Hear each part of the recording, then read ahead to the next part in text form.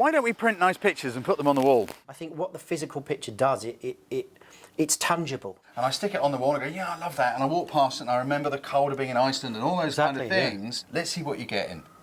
Come and show me. We're going to go and have a look around, viewers. I've given Adam one of my favourite pictures, the one from Iceland with the boat on the shore there. Yeah. And we just thought we'd follow that as a little journey to begin with. So right, first question. Do you colour manage things, or is it up to the user to colour manage and get things the right colour and ready and use it? No, well it's up to the photographer themselves. If they're confident in their own process, their workflow, and they've colour managed it, fine. But they've got the option, it's part and parcel of the service we do here, is for us to colour manage for colour, density, contrast, etc.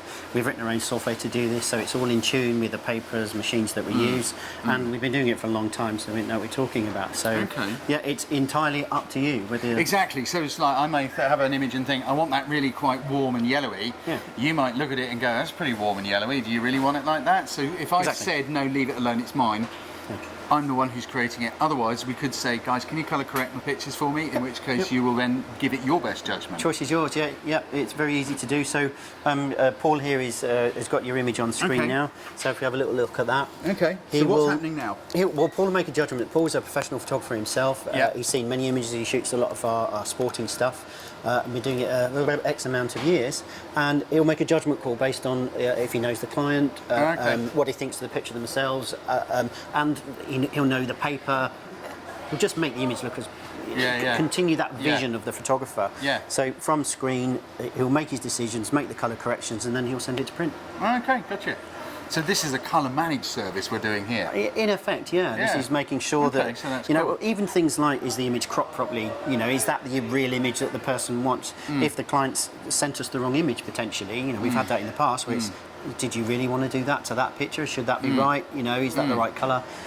That's the service of a pro lab. We don't machine print things, but it's a human eye and an expert that looks at them first and says, I need to make a judgment. Yeah, got it. Okay. Yeah. So that comes out of Paul's machine, and that squirts across to the printer. Goes across the printer, just behind here. So we've got, so that's going to come through here, and then that's going to then come on out onto the thing here. Yeah. Much as a printer at home would like, this is obviously just a pro level designed for much higher standard of printing, and also for speed and for volume. Yeah. Fuji machines, because we believe they're the best, and we use Fuji paper because it lasts and it is fantastic quality. Now, if I'm correct, because the Frontier's been around for a while and they're very, very good. Yeah. But if I remember correctly, the Frontier, this is silver print, yeah? Yeah. So we've got photographic paper going through chemistry and coming out. So we've got a digital file coming out on silver printed paper. Yep. Awesome. What we can also do, these are range up to a certain size. For our large stuff and for our fine art inkjet stuff, we've got a room downstairs which I can now go and show you. I think we should, but just before we do it, what I think is quite interesting there though, is like a colour managed thing for a £5. Yeah. It's pretty cool because you think the time it takes to colour correct and sort some stuff out, and many people don't have calibrated monitors, which in my opinion they should have. But you might be looking at your picture at home, and your picture looks like red, and then you sort of try and get rid of that red by adding some cyan. And actually, what you've done is you've got a red monitor, and you've completely messed up a perfect picture. You've sent it here. What Paul will see on his monitor is now cyan, and he goes, I know what happened there, and then he puts it back as it should be. Basically, so if you're not prepared to do it yourself, I think that's pretty cool for less than a £5. Yeah, for a £5, yeah. And obviously what you're also buying is the quality of the print as well. Yeah. So while that's cooking, how about big prints? Do you do some nice big killer death prints? Let me go and show you. Baby, let's go see. Let's go downstairs. Let's go and have a look. So here's an example of how we print, or here's the machine that we use to actually print our large silver halide. This is wet photography, if you like, traditional photography. You're still printing on silver paper? Yeah, we do, yeah. And what gets me, look at the size of that sheet of paper. Yeah. So why are you, so at the moment we haven't got a full-size print. What's going on there? Oh no, what we have to do is to maximise the efficiency. We will tile up images to fit the roll, because the paper comes on 10-metre long rolls and is only sort of 40-something inches wide. So we don't want to be wasting loads and loads of paper. This is an example print that we're doing just to show you the process. And normally we'd have other tiles up there. I got you. And then you chop them up and cut them out for individual prints. That's right, yeah. But if I wanted, say, one big mega print, this you could do it on this thing. Yeah, very easily, yeah. And it can be as long as you need. If you want it in 10 metres long. I mean, we don't tend to do that. We tend to do stuff that's more this sort of size as an average day to day. But a 60 by 40 print is not uncommon.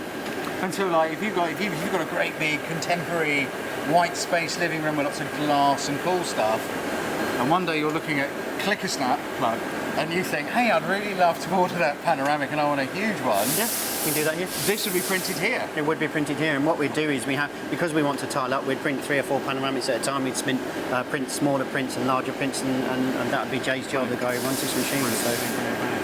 Fantastic. Look at the colours in that one, viewers. Have a good look down there. Go on, have a good look down there. Fuji paper, it's DP Pro 2, and it is absolutely amazing. It's gallery grade, and it lasts for years and years and years. Show me something else. Yeah, come this way and I'll show you something really big. Oh, no. This is a much larger format print. This was actually shot by Saskia Lawson, and we're using it actually for something internal to go on our own wall because we love it so much. So that's huge. That's a lot. What's that? 1-to-1 life size? Actually bigger than that, to be honest with you. Life. Yeah. So this is roughly about 60 by 40. It's got a really nice feel. Oh, my Scorey, you do have a big one. It's got a really nice feel to it as well. Yes, it's for a canvas, 2-inch canvas wrap, and it's a wet print like you've just seen, but then we apply a canvas effect seal on it. How exciting. What else do you do? Well, we frame stuff. Do you want to go and have a look at that? Come on. Show me framing. What are you framing? What are you doing? So Liz is just finishing off. Okay, right, you're finishing off that. Okay, so you're getting the hanger on the back. Yeah. And there's a variety of different ways that we can actually hang, and here's an example of this is a double-mounted print in one of our white frames, and white is very popular. I love that. That's a real nice sort of simple 2-colour with a little black key line son of a thing going on like that. Yeah, the colours match. That's awesome. Works very well. So do you think my thing's ready upstairs? And could I have my picture looking like that, please? Liz is nodding behind the picture. She doesn't really want to talk. Yeah, let's go and have a look, shall we? Okay, we'll go and have a look. Thanks, Liz. Yeah, look at this.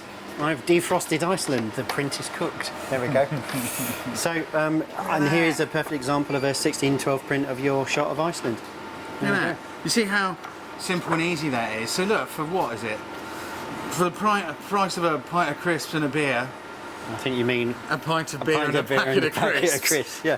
You can have your artwork on the wall and just reward yourselves with little memories and all that sort of stuff. You don't have to necessarily put it on the wall, but you could create yourself a print portfolio inside a book, or just have your stack of prints that you can play with. There's so many things you can play with. Yeah, do you fancy a pint of crisps and a beer? I'm not sure if it's around the right way, but yeah, let's go for it. Yeah. Can I keep that? Yeah, you can keep that. Come on then, let's go. See what we can find.